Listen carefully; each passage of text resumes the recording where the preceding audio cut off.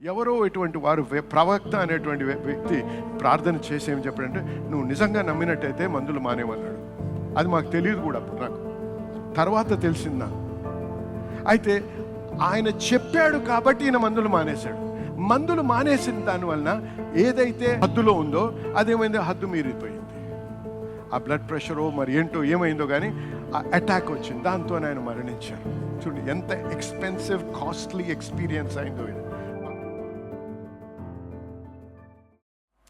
నేను ఎప్పుడైతే ఈ ఆస్మాతో బాధపడుతున్నానో ఆ సమయంలో అనేక మందితో ప్రార్థన చేయించుకున్నాను. నేను ప్రార్థన చేశాను, ఉపవాస ప్రార్థన చేశాను, నాకు స్వస్థత కలగలేదు. ఆ సమయంలో దేవుడు స్వస్థపరచుతాడు అనే నమ్మకం ఉంది, కానీ విడుదల లేదు. అర్థమవుతుంది కదా మీ అందరికీ? అటువంటప్పుడు బ్రదర్ హేగిన్, కెనెత్ హేగిన్ గారి పుస్తకాలు చదవడం మొదలుపెట్టాను. చదువుతున్నప్పుడు ఏమైందంటే విశ్వాసము గురించి నేను ఇంకా అవగాహన పెరిగింది, అర్థమవడం మొదలైంది. అంతేకాదు, ఆయన రాసిన పుస్తకాల్లో ఈ విశ్వాసము ద్వారా అనేక మంది స్వస్థత పడినటువంటి వారి సాక్ష్యాలు ఉన్నాయి. ఆ సాక్ష్యాలు చదువుతున్నప్పుడు ఏమైందంటే నా నిశ్చయత, నా అవగాహన పెరిగినప్పుడు వినండి. అందుకే వాక్యం వినండి. ఒకసారి సరిపోదు, వారానికి ఒకసారి వింటే సరిపోదు. వాక్యం చదవాలి, వాక్యం ధ్యానించాలి, వాక్యం వినాలి. ఎందుకు? ఆ నిశ్చయత ఏర్పడాలి. ఎన్లార్జ్మెంట్, ఇయర్ ఆఫ్ ఎన్లార్జ్మెంట్ అంటే సరిపోదు. ఎన్లార్జ్మెంట్ జరుగుతుంది అని నా జీవితంలో ఖచ్చితంగా జరిగి తీరాల్సిందే అనే నిశ్చయతని హృదయంలో వచ్చే వరకు వినాలి. హల్లెలూయా. స్వస్థత ఐమ్ హీల్డ్ అని 1000 సార్లు అంటే కాదు, నువ్వు అనుట ద్వారా, వినుట ద్వారా ఆ నిశ్చయత కలగాలి. నిశ్చయత కలిగినప్పుడు దేవుడు నీతో మాట్లాడు. అప్పుడు ఏమంటాడు దేవుడు? ఇది చెయ్యు అంటాడు, లేకపోతే అది చెయ్యు అని. చేసినప్పుడు, ఆ క్రియ జరిగించినప్పుడు ఆ వాక్యంలో ఇమిడి ఉన్న శక్తి ఏం చేస్తుంది? నీకు అద్భుతాన్ని సృష్టిస్తుంది, నీకు అద్భుతాన్ని కలిగించే స్థితికి తీసుకొని వస్తుంది. హల్లెలూయా. అర్థమవుతుంది మీ అందరికీ? అయితే ఏమైంది? ఈ విధంగా జరుగుతున్నప్పుడు నేను ఒక రోజు దేవునితో ప్రార్థనలో మాట్లాడుతున్నాను, ప్రభువా ఈసారి నాకు మళ్ళీ ఆస్మా అటాక్ వస్తే నేను మందులు ముట్టను అన్నాను. దేవునితో మాట్లాడుతాను, ఎవరూ నాకు చెప్పలేదు, ఎవరితో నేను మాట్లాడలేదు. కానీ ఏమైంది? నేను స్వరము వినలేదు. దేవుడు నాతో వచ్చే మందులు మానేస్తేనే నీకు విశ్వాసం ఉంటుంది, మందులు తీసుకుంటూ నువ్వు విశ్వాసంలో ఉండలేవు అనేటువంటి మాటలు నేను వినలేదు. కానీ ఇది ఎవరు చెప్తున్నారు నాకు? నా హృదయంలోంచి, నాలో ఎంత నిశ్చయత కలిగిందంటే, ఖచ్చితంగా దేవుని వాక్యంలో శక్తి ఉంది, ఆ వాక్యంలో ఉన్న శక్తిని బట్టి నేను స్వస్థత నొందుతాను, ఖచ్చితంగా జయిస్తానే నమ్మకము, నిశ్చయత కలిగింది. హల్లెలూయా. నేను నమ్ముతున్నాను అంటే ప్రశ్నించుకోండి. నిజమే, నువ్వు నమ్ముతున్నావు, అందరూ నమ్ముతున్నావు. నిశ్చయత కలిగిందా లేదా? ఆ కాన్ఫిడెన్స్ ఉందా? కాన్ఫిడెన్స్ అనేది లేకపోతే, ఆ నిబ్బరము లేకపోతే, ఆ కన్విక్షన్ లేకపోతే, నిశ్చయత, నీకు ఇంకా విశ్వాసం రాలేదు. అది జరుగుతుంది అని. అందుకే గమనించండి, ప్రభు యెహోషువతో మాట్లాడాడు. ఏమని మాట్లాడాడు? నువ్వు అడుగు పెట్టిన ప్రతి స్థలాన్ని నీకు ఇచ్చేశాను అన్నాడు. పాలు తేనెలు ప్రవహించే ప్రదేశాన్ని నువ్వు స్వాధీనపరచుకొని, మరి యొక్క ఇశ్రాయేలు జనాంగంలో వారి యొక్క గోత్రాల ప్రకారంగా వారికి విభజించి ఇవ్వమన్నాడు. ఆమేన్. ఏమన్నాడు? నేను నీకు ఇచ్చే జయం కలిగిస్తానన్నాడు. ఇది చెప్పి ఏమంటాడంటే, be bold and be courageous అంటాడు. నిబ్బరము కలిగి ధైర్యముగా నుండుము. ఏంటంటే ఏం ఉండాలండి? నిబ్బరము కలిగి. గట్టిగా చెప్పండి, నిబ్బరముగా. వాక్యం విన్నాడు కానీ ఇంకా నిబ్బరంగా లేడు. నిబ్బరంగా ఉంటే ప్రభు మాట్లాడ్డా విధంగా, నిబ్బరంగా ఉండి ధైర్యముగా నుండు. ధైర్యం, నిబ్బరముగా ఉండడం అంటే నీకు ధైర్యాన్ని కలిగిస్తుంది. ఆ ధైర్యం కలిగించడం, ఎటువంటి ఆపోజిషన్ ఉన్నా, వ్యతిరేకత ఉన్నా, ఎటువంటి అసాధ్యమైన పరిస్థితుల్లో ఉన్నా, ఇది నయము కానటువంటి జబ్బు అని మీకు డాక్టర్ చెప్పిన ఆ నిశ్చయత, ఆ నిబ్బరం ఏం చేస్తుందంటే ఆ ధైర్యాన్ని కలిగి, దీన్ని నేను జయిస్తాను, ఆ నిశ్చయత, ఖచ్చితంగా నేను బాగవుతాను, ఖచ్చితంగా జయిస్తాను, ఖచ్చితంగా విస్తారం నేను చూస్తాను నా జీవితంలో ఈ సంవత్సరములోనే అనే నిశ్చయత కలగాలి. హల్లెలూయా, హల్లెలూయా, హల్లెలూయా. అందుకు ఏమంటాడు ప్రభు? 3 సార్లు అంటాడు. 6వ వచనము యెహోషువ గ్రంథం 1వ అధ్యాయం 6వ వచనంలో అంటాడు, 7వ వచనంలో అంటాడు, మళ్ళీ 9వ వచనంలో కూడా అంటాడు. అయితే ఒక మార్గాన్ని చూపిస్తాడు దేవుడు. ఏమంటాడంటే, ఇది చెయ్యు, దివారాత్రములు నా వాక్యాన్ని ధ్యానించు అన్నాడు. ఎందుకు? మెడిటేషన్ అనేది ఏంటంటే రీగజిటేషన్ అంటారు. నెమరు వేయాలి. నెమరు వేయడం అంటే నోటితోనే కాదు, నీ మైండ్ ఇన్వాల్వ్ అవ్వాలి. అప్పుడేమవుతుందంటే ఆ యొక్క మెడిటేషన్ ప్రాసెస్లో నీ అవగాహన పెరిగి నీ నిశ్చయత బలపరచబడుతుంది. హల్లెలూయా. నువ్వు ఆ యొక్క రిపోర్ట్ చూస్తావు, కానీ దానిని బట్టి నువ్వు ధ్యానించవు. దేవుడు ఏమి చెప్పాడో దాన్ని ధ్యానిస్తాడు. ధ్యానించరు కాబట్టే యెహోషువ అంటున్నాడు, who report shall you believe? ఎవరి నివేదిక మీరు నమ్మి ఉన్నారు? Who's report will you believe? ఎవరి నివేదికను నువ్వు నమ్ముతావు? ఎందుకు మన నివేదికను నువ్వు నమ్మవు అంటున్నాడు అనమాట. దేవుడి యొక్క నివేదికను నువ్వు నమ్మవు. నీ డాక్టర్ చెప్పింది నమ్ముతావు, నీ పరిస్థితులు చెప్పింది నువ్వు నమ్ముతావు, నీ బంధువులు చెప్పింది నువ్వు నమ్ముతావు, బాగా చదువుకొని పిహెచ్డి పైన పిహెచ్డి వచ్చినట్టు వ్యక్తి చెప్పింది నమ్ముతావు, కానీ దేవుని చెప్పిన మాటను నమ్మలేవు. ఎందుకంటే నువ్వు బంధించిన స్థితిలో ఉన్నావు. ఏ బంధకంలో ఉన్నావంటే, నీకు ఏది జరిగినా ఈ పంచేంద్రియాలతో ఉన్నటువంటి ఈ లోకంకి సంబంధించిన దాన్నే నేను నమ్మగలను. నేను చూడగలగాలి, నేను అనుభవించగలగాలి, నేను వాసన చూడగలగాలి, నేను టచ్ చేస్తేనే అవుద్ది. ఈ యొక్క పంచేంద్రియాల్లో ఉన్నటువంటి 3 డైమెన్షనల్ వరల్డ్లో నాకు ప్రూఫ్ కావాలి అంటావు. ఈ ప్రూఫ్ దొరకదు ఇక్కడ. ఎందుకు? దేవుడు చెప్పిన మాట ఈ డైమెన్షన్లో ఉంది కాదు, అది ఇంకా ఉన్నతమైన స్థలం నుంచి దేవుడు పలుకుతున్నాడు. దేవుడు మాట్లాడినప్పుడు, దేవుడి యొక్క సృష్టిని కలిగించినప్పుడు ఈ లోకంలో లేడు. దేవుడు మాట ద్వారా ఈ లోకాన్ని సృష్టించాడు. అంటే చూసారా, సృష్టించిన వాడు సృష్టికర్త సృష్టికి అవతలు ఉన్నాడు, లోపల లేడు. అర్థమైందా మీ అందరికీ? కాబట్టి ఆ మాటకి ఎంత శక్తి ఉందో, దేవుని వాక్యానికి ఎంత బలం ఉందో ఒకసారి గమనించండి. అందుకే మనము ఈ యొక్క పంచేంద్రియాలకి బానిసలమై ఉన్నాం. కాబట్టి మన ఆత్మలో మనం ఎదగకపోతే, దేవుణ్ణి మనం గ్రహించే స్థితిలో లేకపోతే, దేవుని వాక్యాన్ని అవగాహన లేకపోతే ఇది అసాధ్యము అంటాం. కానీ దేవునికి సమస్తము సాధ్యమే. ఆయన నేను నమ్మినట్టయితే, ఆయన చెప్పిన మాట ప్రకారంగా నేను చేసినట్టయితే నేను ఖచ్చితంగా పొందగలను, అనుభవించగలను అనే స్థితికి రావాలి. అందుకే యెహోషువ ఏమన్నాడు?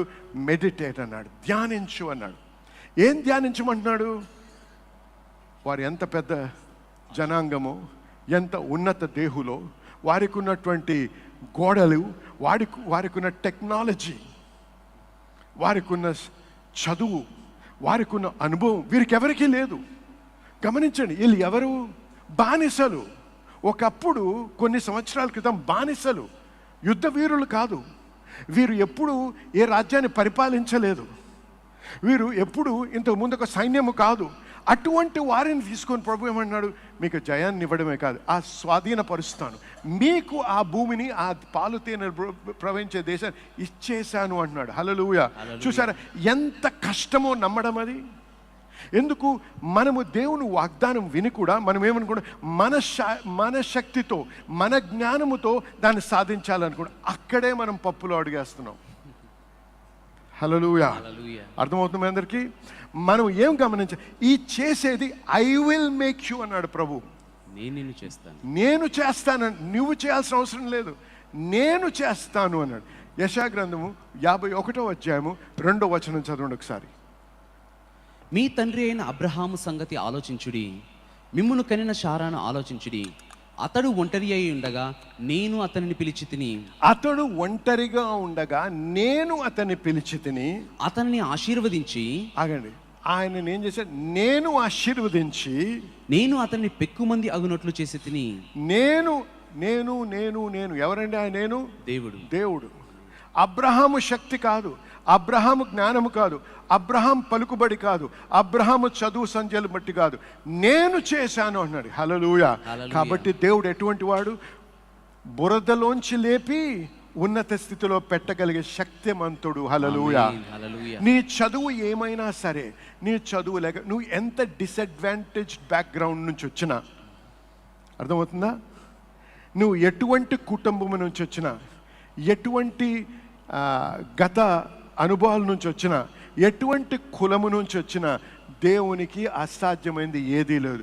ఆ చితికిపోయిన స్థితిలో పుట్టి పెరిగిన వాడిని తీసుకొని ఉన్నత స్థితికి తీసుకెళ్ళగలిగినది వాడు మన దేవుడు. హల్లెలూయా. ఆయనకు కావాల్సిందేంటి? ఆయన్ని నమ్మి, ఆయన్ని ప్రేమించి, ఆయన వాక్యానుసారంగా నడిచే వ్యక్తి కావాలి. హల్లెలూయా. హల్లెలూయా. చూడండి, దావీదు రాజు అయ్యాడు, కానీ దేవుడు సమూయేలుని పంపించాడు. సౌలు ఎప్పుడైతే దేవుని మాటను తిరస్కరించాడో సమూయేలుని పంపించి యెషయి కుమారుడిని అభిషేకించమని. కానీ ఏ కుమారునో చెప్పలేదు దేవుడు సమూయేలుకి. అక్కడ వెళ్ళిన తర్వాత సమూయేలు జెస్సీతో మాట్లాడి నీ కుమారుని పట్టురమ్మన్నాడు. ఒక్కొక్కరిని చూస్తుంటే ఎవరు కూడా కాదు. మొదటివాడు సైన్యంలో ఉన్నాడు, అప్పుడే మంచి అనుభవం కలిగినటువంటి వాడు యుద్ధాల్లో. రెండో వాడు కూడా ఇటువంటి వాడు. జెస్సీ అందరినీ పట్టుకొచ్చాడు, కానీ ఎవరు కాదన్నాడు. అప్పుడు ఇంకెవరు లేరా అన్నాడు. ఎందుకు? తండ్రే మర్చిపోయాడు దావీదు గురించి. ఎందుకు? హిస్టోరియన్స్ ఏమంటున్నారంటే, బిబ్లికల్ హిస్టోరియన్స్ ఏమంటున్నారంటే, దావీదు జెస్సీ ఇల్లెజిటిమేట్ చైల్డ్ అని. He was born outside the wedding, outside the wedlock, వివాహేతర సంబంధంలో. అందుకేమన్నాడు? I was framed in sin అంటాడు. I was born out of sin అంటాడు. నేను పాపంలోనే పుట్టినవాడు. అయినా చూసారా, మనుషులు తప్పు చేయొచ్చు, కానీ మనుషులు తప్పు చేసినా సరే ఆ పుట్టిన బిడ్డ పట్ల దేవుని యొక్క కృప ఇంకా ఉంటుంది. హల్లెలూయా. ఆమేన్. ఆమేన్. తండ్రి మర్చిపోయాడు, కానీ పరమ తండ్రి మర్చిపోలేదు. దావీదు ఎటువంటి వాడు? దేవుణ్ణి ప్రేమించినటువంటి వాడు. దావీదు ఎటువంటి వాడు? దేవుని గణపరిచినటువంటి వాడు.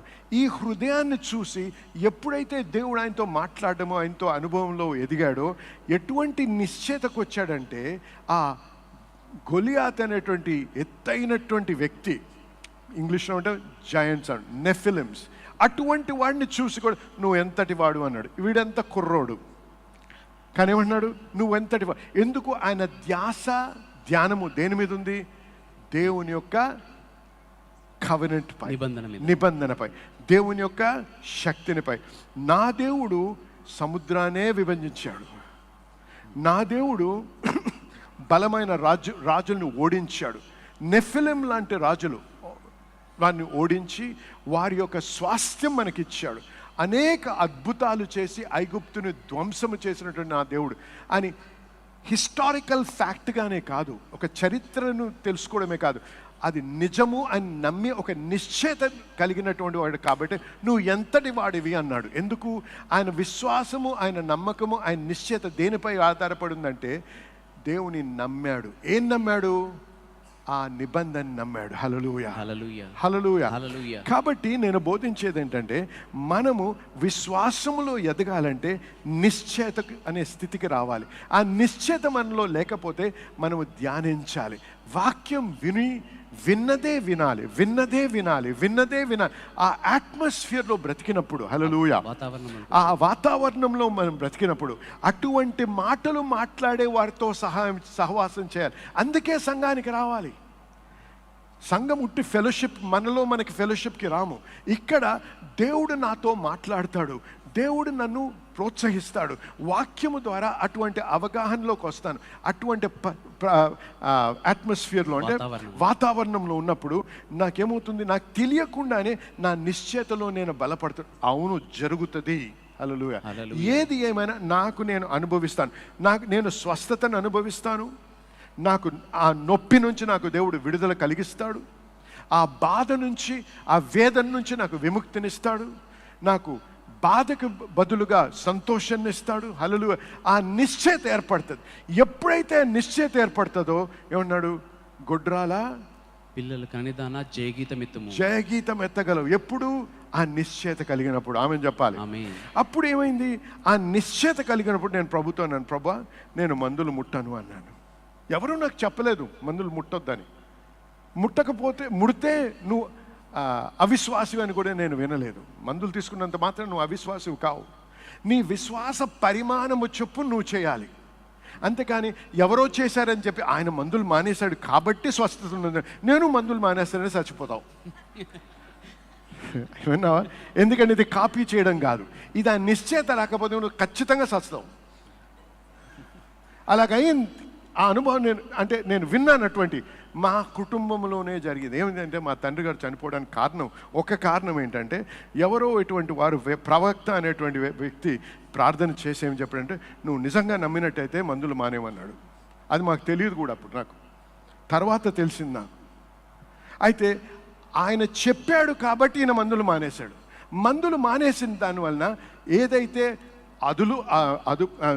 ఇట్ వాజ్ అండర్ కంట్రోల్, ఏదైతే అంతవరకు హద్దులో ఉందో అదేమైంది, హద్దు మీరిపోయింది. ఆ బ్లడ్ ప్రెషరో మరి ఏంటో ఏమైందో కానీ ఆ అటాక్ వచ్చింది, దాంతో ఆయన మరణించారు.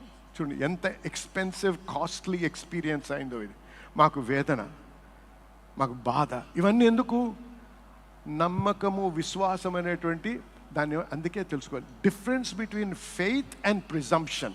విశ్వాసానికి, ఊహాగానానికి, అపోహకు. ఫెయిత్ అండ్ ప్రిజంప్షన్ అంటే నేను నా మనసులో సంజాయించి చెప్పుకొని ఇది చేస్తే జరుగుతుంది అని ఆ మైండ్తో నమ్ముతున్నాను కాబట్టి నేను ఇది చేయను. లేదు, ఆ నిశ్చయత. ఎవడూ నిన్ను బలవంతపరచక్కర్లేదు, ఎవడూ నిన్ను నూకనక్కర్లేదు వెనక నుంచి, నువ్వు చెయ్యి అని చెప్పి నీ హృదయంలోంచే నీకు ఏర్పడుతుంది. నీకు ఆ నిశ్చయం ఖచ్చితంగా జరుగుతుంది. ఆ నిశ్చయత ఉంది కాబట్టి సంతోషంగా నువ్వు నీ దశం భాగాన్ని ఇవ్వగలవు. నిశ్చయత లేకపోతే గునుగుతూ ఇస్తావు. అయ్యో నాకు పోయింది కదా, నేను కోల్పోయాను కదా, లేకపోతే విత్తనం కూడా అందుకే ఇస్తావు. ఎందుకు? ఆ నిశ్చయత ఉంది కాబట్టి. నేను ఇంతగా దశమ భాగం గురించి లేకపోతే విత్తనం గురించి ఎందుకు బోధించానంటే, నేను షికాగోలో ఉన్నప్పుడు పాస్టర్ విన్స్టన్ చర్చ్కి వెళ్తా ఉన్నాను. ప్రతి వారం వింటున్నాను ఈ విషయం. ప్రతి వారం 3-4 సంవత్సరాలు విన్నాను ఆ వాక్యం. అది ఏమైంది? ఒక నిశ్చయత కలిగింది. మేము ఆ నిశ్చయతను బట్టి ఎప్పుడైతే దశమ భాగం ఎప్పటి నుంచే వచ్చాం, కానీ అవగాహన పెరిగింది ఇంకా. అంతేకాకుండా విత్తనము నాటుట, మరి పంట కోయుట అనే విషయాలను వింటూ సాక్ష్యాలు వినటం వలన ఏమైందంటే ఒక నిశ్చయత కలిగింది. నేను ఎప్పుడు దేవుని స్వరం వినలేదు, నీవు ఈ రోజు నుంచి నీ దశమ భాగం ఇస్తే నేను దీవిస్తాను అని. వాక్యంలో ఉంది, అది నేను వినక్కర్లేదు మళ్ళీ. అంతేకాదు, నువ్వు విత్తనం విత్తినట్టయితే నువ్వు పంట కోయడానికి అర్హుడు అని కొరింథీయులకు రాసిన పత్రికలో వ్రాయబడింది. ఇది విన్నాము, చదువుతున్నాం, కానీ ఆ అవగాహన లేదు, ఆ నిశ్చయత లేదు. కాబట్టి ఇచ్చే సమయం వచ్చినప్పుడు భయముతో ఇస్తాం, సనుగుతూ ఇస్తాం, గునుగుతూ ఇస్తాం. అబ్బా వీళ్ళు ఎప్పుడు డబ్బు గురించి మాట్లాడతారు అని. అటువంటి హృదయంతో ఎప్పుడు ఇవ్వకూడదు. అటువంటి హృదయంతో ఇస్తే అది పాడుబడినటువంటి విత్తనం, నువ్వు ఎప్పుడూ పంట కోయలేవు. అందుకే నేను మన సంఘంలో చెప్తాను, మీకు ఇష్టము లేకపోతే, మీకు నిశ్చయత లేకపోతే, మీకు అవగాహన లేకపోతే నువ్వు దశమ భాగం కూడా ఇచ్చే అవసరం లేదు. ఎందుకంటే నేను బోధించేది మీరు డబ్బుతో కొనలేరు. నీ డబ్బు నేను కోరటం లేదు ఈ సంఘంలో. అర్థమైన ఆమె చెప్పండి. కాబట్టి ఎవడు కూడా నోరిప్పి మాట్లాడకూడదు ఈ సంఘంలో నీ డబ్బు తీసుకుంటున్నామని. అర్థమైందా? హల్లెలూయా. మీకు ఆ అవగాహన లేకపోతే, ఆ నిశ్చయత లేకపోతే, ఆ నమ్మకము లేకపోతే, ఆ అర్థము కాకపోతే ఇవ్వకూడదు. కానీ నువ్వు ఇది నిజము అని ఆ నిశ్చయత ఏర్పడ్డప్పుడు ఎవడు నిన్ను ప్రోత్సహించకుండానే పరిశుద్ధాత్ముని యొక్క ప్రోత్సాహమును బట్టి, పరిశుద్ధాత్ముని యొక్క నడిపింపుని బట్టి నువ్వు విస్తారముగా విత్తుతావు, విస్తారంగా పంటను కోస్తావు. హల్లెలూయా, హల్లెలూయా, హల్లెలూయా. అయితే ఈ విధంగా ఎప్పుడైతే నిశ్చయత కలిగిందో, నేనేమన్నా ప్రభు నేను మందులను ముట్టను అని చెప్తే సరే, కానీ నువ్వు చేసే ప్రతి కన్ఫెషన్ దేవుని దగ్గర నువ్వు మాట్లాడదని పరీక్షించబడతాను, నువ్వు నిజంగా నమ్ముతున్నావా అనేది. ఆ రోజు మరి కొన్ని రోజుల్లోనే నాకు అటువంటి బౌట్ ఆఫ్ ఆస్మా అంటే ఆ యొక్క అటాక్ అయినప్పుడు ఎంత భయంకరంగా ఉందంటే ఊపిరి పీల్చుకోవడానికి కూడా చాలా కష్టంగా ఉంది. నిలబడి కూర్చోలేకపోతున్నాను, పడుకోలేకపోతున్నాను, నిలబడలేకపోతున్నాను. ఆయాసం గ్యాస్ప్ అవుతూ ఉంది, చాలా కష్టంగా ఉంది. ఆయన నేను నిశ్చయించుకున్నాను, ఈ మాట, ఈ వాక్యము నా జీవితంలో నెరవేర్చబడాలి. నెరవేర్చబడితే దేవుడు అబద్ధికుడు కాదు అని. హల్లెలూయా, హల్లెలూయా. మందులన్నీ నా చేతి దగ్గరే ఉన్నాయి. ఆటోమైజర్ తీసుకొని కొట్టుకుంటే కొద్దిగానా పీల్చుకోగలం. ఆయన నన్ను ముట్టలేదు. ఎందుకు? నాకు ఆ నిశ్చయతగా ఆ వాక్యం నా జీవితంలో ఖచ్చితంగా పని చేయాలి అని. హల్లెలూయా. అందుకే ఎప్పుడైతే ఆ విధంగా ఉన్నానో నిరాశ, నిస్పృహ అనేది మొదలైంది. అప్పుడు దేవునితో, ప్రభువా నీవు అబద్ధికుడు కాదు, నీ వాక్యం నిరర్ధకము కాదు, అయితే ఇది నా జీవితంలో నేను అనుభవించటం లేదని నేను ఏదో చేయటం లేదు ప్రభా, నేను ఎక్కడ తప్పుతున్నాను నాతో మాట్లాడవా అన్నాను కానీ మాట్లాడతాడు అనుకోలేదు. అప్పుడు లోపల నుంచి నేను ఒక స్వరం బిగ్గరగా వినపడుతుంది, నీవు నిజంగా నమ్మినట్టయితే పడుకొని ఏం చేస్తున్నావు అన్నాడు దేవుడు. స్వస్థత పొందిన వారు పడుకొని ఉండరు, అస్వస్థతలో ఉన్నప్పుడే పడుకొని ఉంటాం. నోటితో ఏమన్నా చెప్పొచ్చు కానీ క్రియ లేకపోతే నీ క్రియ లేని విశ్వాసము మూర్తం. అప్పుడేమైంది, ఆహా ప్రభు అని చెప్పి మొదలుపెట్టి దేవుని స్తుతించే 2 నిమిషాల్లోనే, ఖచ్చితంగా 2 నిమిషాల్లోనే గొప్ప అద్భుతాన్ని నా జీవితంలో ఎప్పుడు అనుభవించినటువంటి అనుభవాన్ని నేను అనుభవించాను. హల్లెలూయా, దేవునికి స్తోత్రం కలుగును గాక. ఆమేన్, హల్లెలూయా.